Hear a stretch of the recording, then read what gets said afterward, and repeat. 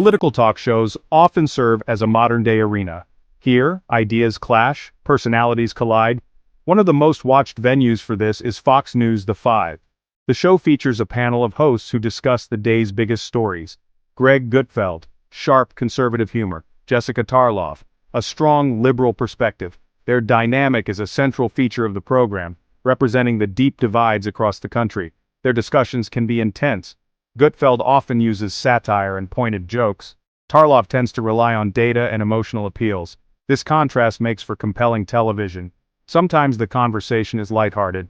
Other times it becomes a fiery showdown. A recent episode provided a perfect example.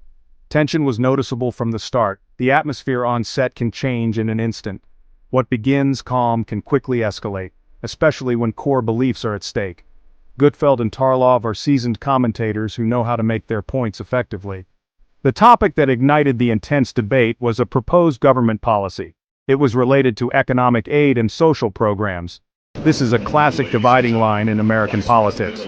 One side argues for more government intervention to ensure equality and support for those in need. The other side argues for less government spending. They believe it fosters dependency and harms the economy.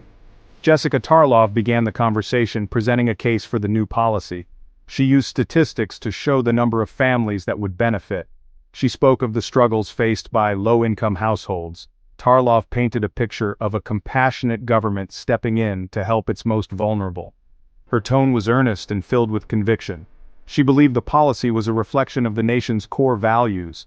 She framed the issue as a matter of basic human decency and social responsibility.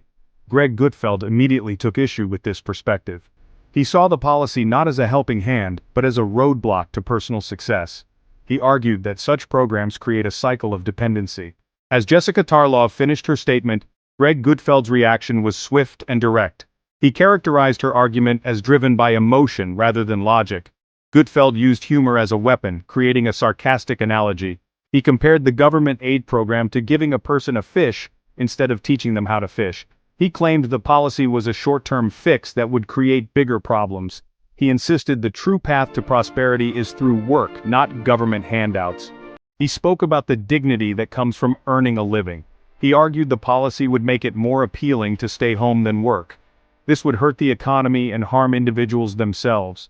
Gutfeld questioned the financial sustainability of the program. "Where does the money come from?" he asked pointedly.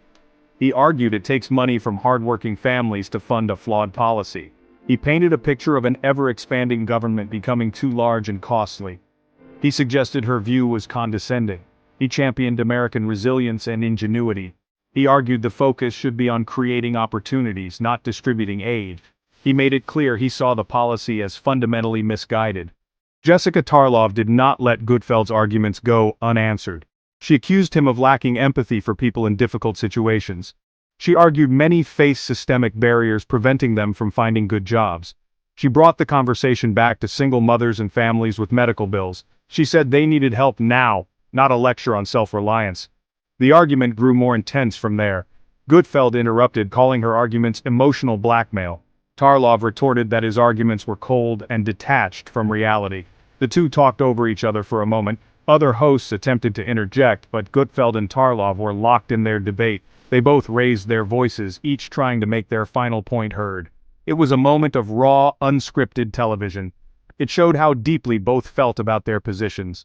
Eventually, the moderator had to step in. The segment's time was running out.